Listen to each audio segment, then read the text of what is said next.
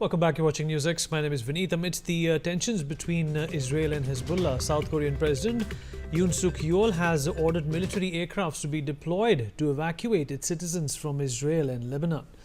South Korean President has said that the safety of its citizens in the region is top priority and all necessary measures must be undertaken. Ajay Jandyal, my colleague, is joining us on the broadcast to talk more about this. Ajay, obviously, responsible countries are making sure that their citizens leave Israel at this point in time, because as things stand today, the escalation is pretty much inevitable. Pardon, please repeat the question. Ajay, it's pretty obvious and pretty evident that most responsible countries are going to look to evacuate their citizens from Israel because the escalation is imminent.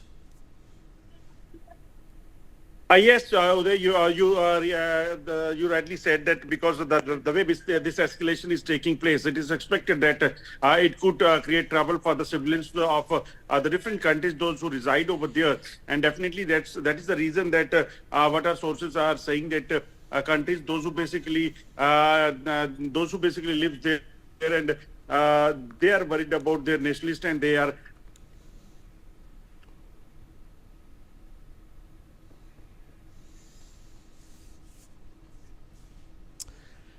All right, we've lost that connection with Ajay. We'll try and get him on momentarily. But it's Korea at this point in time that are working to, in fact, evacuate their citizens out of Israel and Lebanon.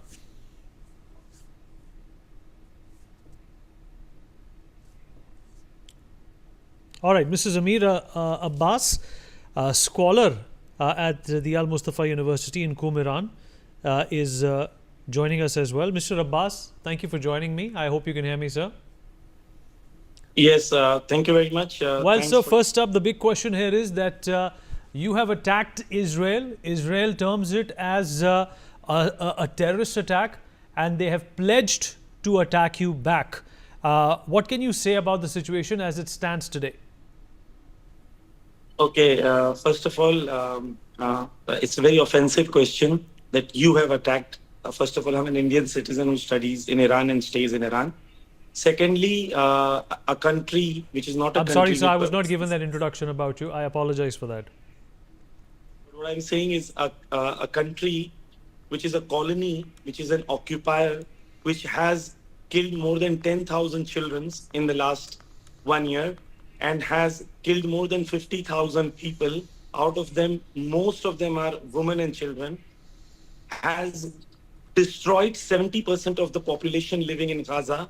They don't have water to drink. According to United Nations, at that, whatever is happening in Gaza right now is a genocide. Okay, so what Iran has done, we'll discuss that. But if Israel says anybody is a terrorist, in fact, they should be very happy, because Israel can only say anybody a terrorist who is a good person. Why? Because all the terrorists which were there in the world, they were either created, funded, or trained by either America or Israel. Let me give you some examples.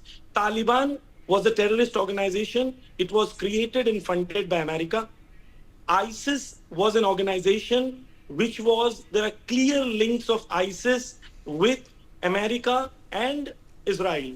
And the soldiers which were there in fighting for ISIS, because they wanted to get Syria free from Bashar al-Assad, they created a proxy army called ISIS. So if Israel calls anybody a terrorist,